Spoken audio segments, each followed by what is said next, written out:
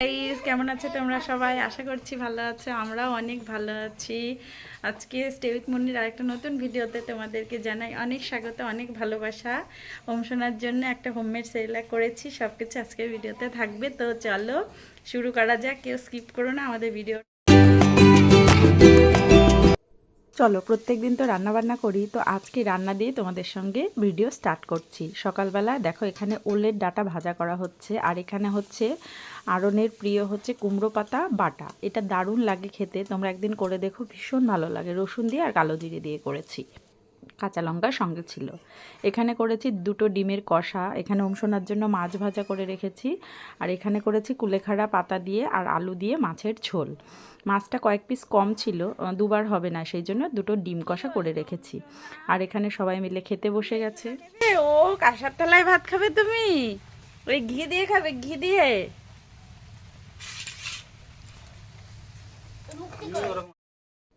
আজকে আমার স্কুলে আসার মুহূর্তটা যদি তোমরা দেখতে, দুটো রেইনকোট পরে তারপরে মাথায় মানে একদম হেলমেট দিয়ে তারপরে স্কুলে এসেছি। প্রচণ্ড বৃষ্টি হচ্ছিল, তাই আজকে হচ্ছে 22শে শ্রাবণ। কবিগুরু আমার ভীষণ একজন প্রিয় মানুষ আর কি। প্রত্যেকটা দিন যেন তাকে স্মরণ করেই আমাদের কাটে। তো তার জন্মদিনে দেখো একটু ডেকোরেশন করে নিয়েছি। যে কবিগুরুর প্রতিকৃতিটা আমি বোর্ডে এঁকেছি, ওটা কিন্তু আমি একদম নিজের থেকে এঁকেছি। প্রথমে ভাবছিলাম মুছে দেব, তারপরে দেখলাম বাচ্চারা বলছে না ম্যাম ভালোই হয়েছে, থাক মুছতে হবে না, তো সেইভাবেই করেছি। আর এখানে বাচ্চারা সেই দিনের মতো করে ছোট্ট একটু অনুষ্ঠান করা হলো।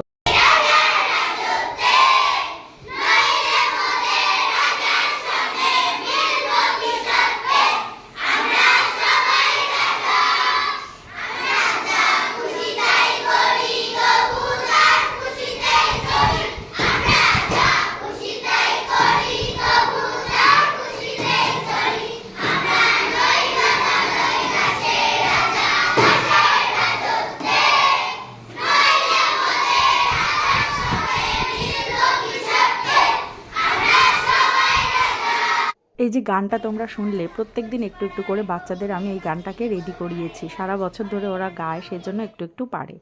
আর পরের দিন ছিল রাখি উৎসব, তো আমি ভাবছিলাম কয়েকটা রাখি মেকিং করানো যাক। বাচ্চারা নিজেরাই রাখি পরে বানিয়েছে এবং সেই রাখি আমাকেও পরিয়ে দিয়েছে।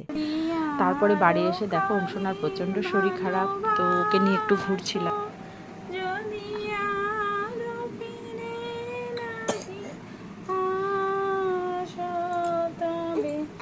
তুমি যাহা চাও তাই যেন পাও, আমি যত দুঃখ পাই।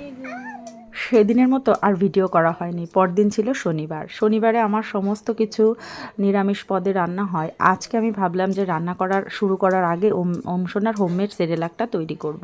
সেই জন্য এখানে ওটসটাকে ড্রাই রোস্ট করে নিচ্ছি, আর সেই সঙ্গে খানিকটা মুড়ি চিড়ে, তারপরে এখানে আমার ঘরে এই মুহূর্তে কোনো নাটস ছিল না, শুধুমাত্র আমন্ড ছিল, সেটাকে একটুখানি ফ্রাই করে নিয়েছি, মানে ড্রাই রোস্ট করে নিয়েছি।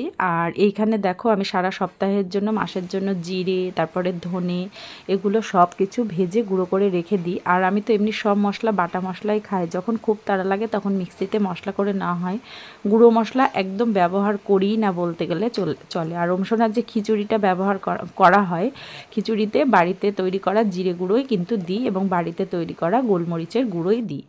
দেখো এগুলোকে সব একসঙ্গে নিয়ে তারপরে এখানে আমি ঢেলে নিচ্ছি। ফাইন একটা সুন্দর আর কি একেবারে ছাতুর মতো হয়ে গেছে। এটা আমি 3 মিনিট থেকে 5 মিনিট বয়েল করলেই এটা কিন্তু বাচ্চাদের খাওয়ানোর জন্য একেবারে উপযুক্ত। তোমার কি খেলা এটা? শোনার জন্য ডাক্তারের কাছে নিয়ে গেছিলাম সেই দিনই আর কি। তো দেখো ডাক্তার বললেন, আমি বললাম যে বাইরের খাবার তো তেমন দিতে পারছি না, কলা টলা। তা উনি বললেন কি, এই মামস কেয়ার বলে একটা হচ্ছে নতুন একটা সেরেলাক আছে, নতুন কি জানি না, উনি রেকমেন্ড করলেন।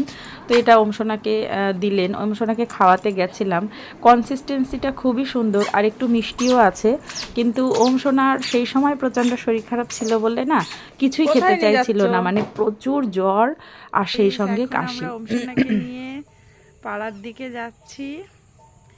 খাওয়ালাম খিচুড়ি, স্কুল থেকে এসে খিচুড়ি করেছি সবজি দিয়ে, এখনও তো ব্লেন্ড করে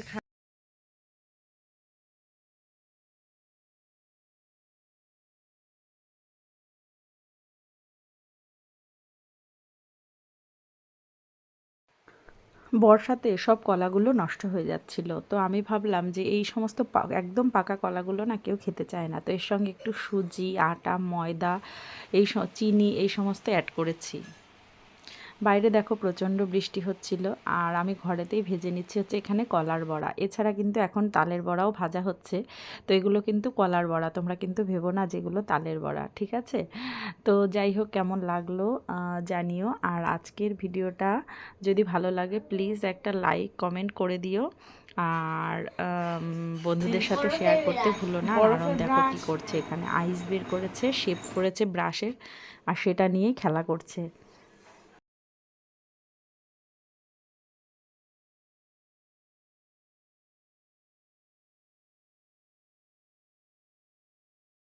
অংশনা কি করবে এখন? কি করবে? কি করবে? ফোন দেখবে? তুমি ফোন দেখতে পারো? পারো না? তাই? দাদা ভাই কোথায় গেছে? দাদা ভাই কোথায় গেছে? কোথায় গেছে? কিসে করে গেছে দাদা ভাই? দাদা, হ্যাঁ, কোথায় গেছে দাদা? তো ভিডিওটা আমি তাহলে এখানেই শেষ করছি। সবাই ভালো থেকো, সুস্থ থেকো, আর ভিডিও যদি ভালো লাগে প্লিজ একটা লাইক করে দিও, আর তোমার বন্ধুদের সাথে শেয়ার করতে ভুলো না। আর তোমরা তোমাদের বাচ্চাকে আরও কী কী নতুন খাবার দিচ্ছ সেগুলো আমাকে কমেন্টের মাধ্যমে জানাতে ভুলো না কিন্তু। টাটা।